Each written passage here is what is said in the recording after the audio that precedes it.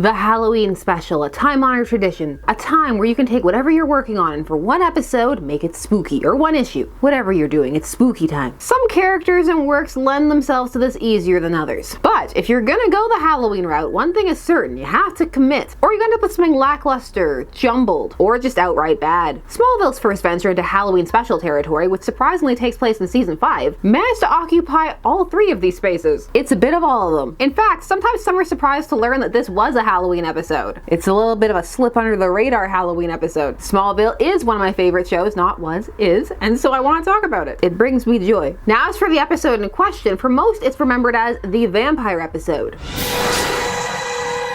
Or in the case of the production staff, the worst episode of season 5, and some went so far as to say maybe the worst episode ever. Or in the case of Kristen Krug, who played Lana Lang, as gratuitous and something she had to push through. We're talking about season 5, episode 5, Thirst. And this episode, oh boy, does it live up to that name.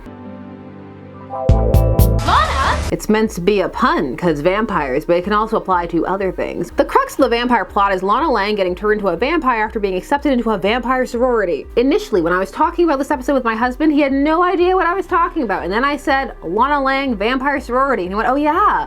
That episode. Yes, it's heavy on the cheesecake and also on the fancy eye makeup. I copied Lana's for this episode, then put glasses on so it didn't matter, but I know it's there, so it matters to me. Lana's also dressed in a Catwoman style outfit in this, because of course she is. The whole reason she applies to a sorority is because she doesn't have a place to stay. She needs a place to sleep. That can be a problem, but it doesn't have to be for you. This video is brought to you by Helix. Helix makes premium customizable mattresses and bedding, shipped to your door and tailored to your sleep needs, which of course vary from individual to individual. Your dream mattress is determined by having you take a sleep quiz so they can glean based on your sleep habits what mattress will work for you. And if you have a partner, you can take the quiz together so it'll work for both of you. Based on our results, we got paired with the Dusk mattress. I'm a stomach and side sleeper normally, and my husband is the same, and we're all about that medium firmness. Not too hard, not too soft. This process makes you Goldilocks, just right. We know she stayed in her house and actually had to unwrap her own mattress. Are you comfortable? I am comfortable.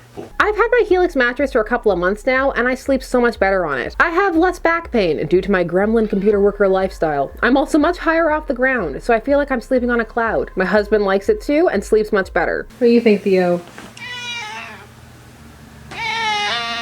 And we can't keep our cats and kids off it. It's comfortable for everyone. With your Helix sleep mattress, you get a 100-night sleep trial along with a 10-year warranty. And there are financing options and flexible payment plans. If you live in the US, there are also free delivery options on the table. I love my Helix, and I think you would too. If you're looking for a new bed, check out Helix. Click the link down below or go to helix.com/casuallycomics for up to $200 off your Helix sleep mattress plus 2 free pillows, which we definitely also appreciate, because if there's anything that gets crushed fast in our house, it's pillows. Now you're all comfy, settle in, and it's time to talk vampires. I'm Sasha and this is Casually Comics. Let's get our discount store Dracula on. Look at those fangs. Right out of the gate, this episode has a serious problem when positioning itself as a Halloween episode, in that it doesn't fully commit to being that right off the bat. We don't even start off with this plot as the cold open. Instead, we get a regular plot point and then head on over. A typical decision for Halloween special episodes is either to put the main plots to the side or greatly minimize them to the B or C slots, so that the spooky fare can be front and center for that episode. There's a bit of a tacit understanding that while big things may happen in such an episode, most likely it'll be filler for the most part, which was already part of how this episode was conceived of, as a box episode. Box episodes are ones that can be used to save budget, because it's mostly going to take place within a few locations and not have too many effects or the like. Thirst was written by Stephen S. Knight and directed by Paul Shapiro. But Thirst, introducing our very stereotypical and exposed sorority members as vampires, as mentioned, quickly just returns to regular Smallville fare, and it just abandons the vampires for a while, placing this vampire plot in the B position. So already the episode doesn't feel too Halloween-y. It feels like 2 very separate episodes placed on top of each other for most of it. So instead, what are we worrying about? Well, we're worrying about Chloe. Is she gonna get a job at the Daily Planet? Will Carrie Fisher give her this job? Which, based on the article that she writes in this episode, she should not have. It is some discount Veronica Mars fare, and it's all about vampires. Never confront a vampire when they're hungry, even if they are your best friend. On top of this Chloe plot, which will also be used as our framing device because she's going to be typing this article out, we have the standard Clark and Lex are destined to be enemies plot going through it. Those scenes are always good. They always play them very dramatically. It works. It's a bit obvious and on the nose, but in a fun way. What if you found out that Lex Luthor was a dangerous, unstable megalomaniac bent on destroying your world But what about the vampires? We were promised cheesy vampires. How do we get to Lana Lang joining this vampire sorority? Well, Lana has gotten late acceptance to the university she really wants. And she really wants to go to the school because they have the best courses. They don't have any of the courses that I'm really interested in, especially astronomy. Yes, where would Smallville Lana Lang be without astronomy? To further highlight how low priority this plot is, we jump from Lana showing up at the sorority to having gone through all the pledging and being chosen, and we just skip that part. None of that's shown, just cut, bam, they're choosing her. We never see any of the vampires conniving or scheming. They are very surface level. Aside from lead vampire, the others just kind of stand there and say generic sorority girl things. They're hot sorority girls who are vampires, and being a vampire makes you extra randy, and you need to wear extra lip gloss, and you just need to eat lots of men. The amount of lip gloss required for this makeup look,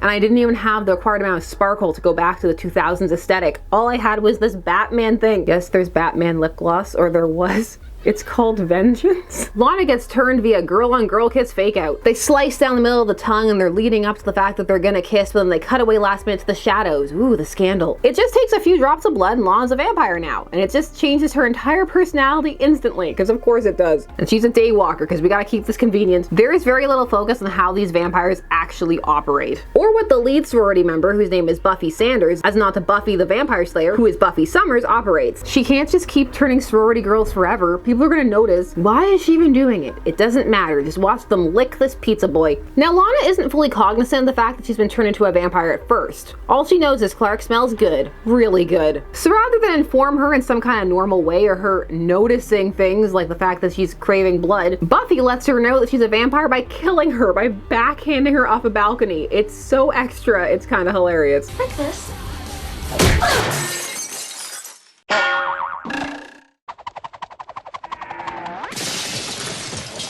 It's over the top. It's straight camp. And if this episode had leaned more into that and less into the gratuitous, ooh, sorority girls angle, this episode would have fared far better. But there's just this sense, and you can hear it on the DVD commentary and the Blu-ray commentary because it transfers over, that the creators of this episode just felt it was a silly idea, that the concept didn't really hold up. There's almost a secondhand embarrassment, and this episode keeps trying to minimize this plot, which makes it worse because then it feels even more rushed. It also makes Lana appear very vapid because there's no time dedicated to showing her changing. It's just instant, wham, now she's a horny vampire. So overall, this episode doesn't feel very Halloween-y in tone. A lot of times Halloween episodes will overplay or lean into those tropes a bit more. But instead for this one, we've had numerous interludes to the Lex and Milton Fine / Brainiac plot, Sex and the City style overlays of Chloe happily typing this article about vampires she's planning to submit to a serious institution, as she narrates some events that there's no way she could know about, and I doubt Lana would have told her. But then they hit us with a costume party. Now it's definitely a Halloween episode. That's our main Halloween link. A party with costumes, and we need that because Smallville started off with a Monster of the Week format. So vampires showing up, while it may be a bit odd for season 5, is not actually off-brand for the show overall. They even regress back to season 1 in the eventual explanation they give for these vampires. They don't commit to them being supernatural from lore vampires. Instead we get, wait for it, meteor rock mutants. Because on Smallville, kryptonite mutated you like radiation used to back in early comics. It could do anything. Lex delivers this explanation so credibly. I love it. Everyone on this show always tried, or at least came across like they were trying. I always appreciated that. Meteor rocks.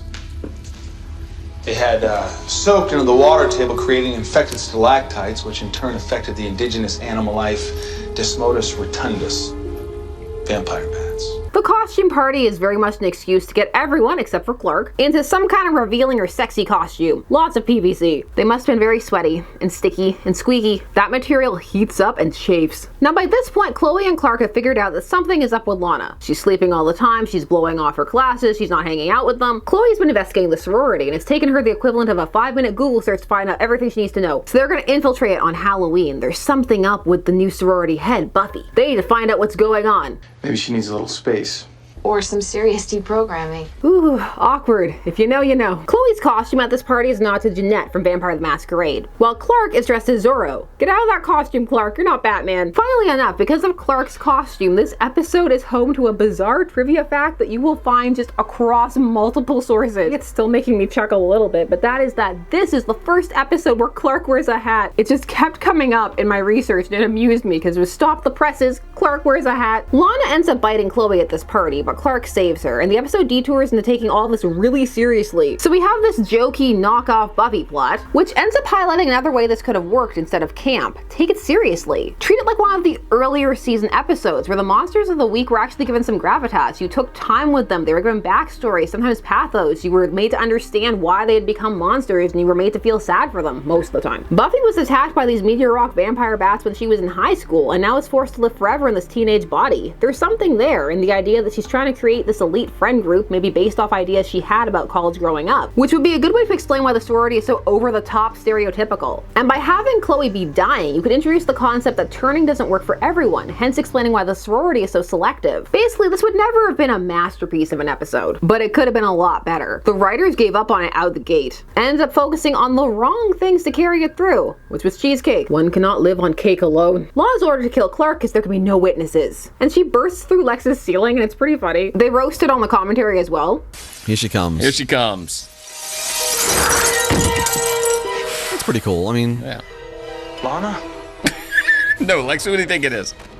I mean, the whole commentary of this episode has the theme, what were we thinking? I know exactly what they were thinking. It's the same reason my husband instantly remembered this episode when I mentioned Lana, vampire, and sorority. By this point, the episode has run out of the other main plots to focus on, so we need to go hard into the vampire stuff. And it's a bit of a rush. By drinking from Clark, Lana has absorbed his heat vision. I can feel some of you screaming, vampires should not be able to drink from Clark, he's a solar battery. It's a debate. We covered the comic, which is a Buffy reference extravaganza, where Clark gets bitten by Dracula and Dracula explodes, which is often used as the smoking gun of, ha, see, can't happen. But there have been iterations since then where there are different effects. It varies and there are justifications for the different reactions. It tends to come down to preference, and Lana needs that heat vision because she's about to have a showdown with Buffy. She's gonna save her boyfriend, and it's super anticlimactic. It takes about 5 seconds. It's not even a full minute fight scene. Buffy gets all down and crouched in battle pose and doesn't even get to do anything. She's instantly vaporized, and then Lana just tells the other girls to leave. She goes to try to turn Clark, but he stabs her in the heart with the cure that Lex just had in his house, because of course he did. And hooray, it's over. Bonus points because Lana can't remember, which is the go-to on Smallville whenever people find out anything about Clark, is, oh no, my memory. And somehow Chloe's article gets her a job at the Daily Planet. They don't print it though, thank God. This is not a very good episode. It has some strong moments and some fun moments, but overall it's not great. The stronger moments are the ones that pertain to the overall plot, and some of the fun moments are just because it's so campy. And the overall plot moments, none of them had to happen this episode. They could have happened in another, it would have been the same. Only one thing had to happen in this episode, and that's have James Marsters say something about vampires, because he played Spike on Buffy and Angel.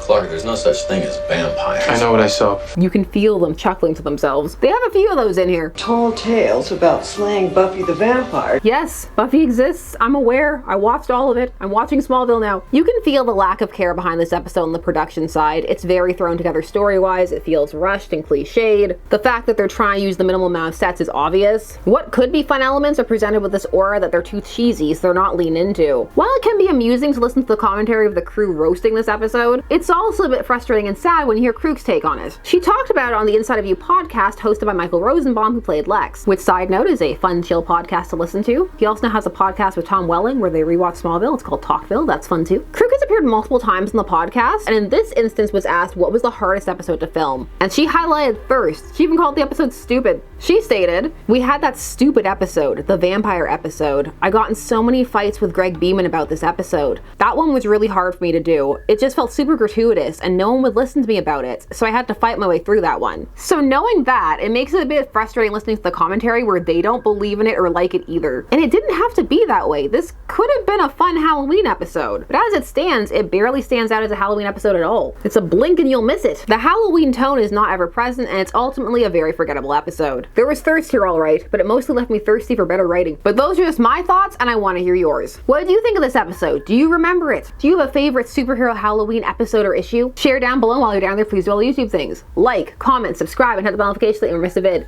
Thanks so much for taking some time out of your day spent discussing comics with me. I always appreciate it. I will see you again soon. Bye-bye.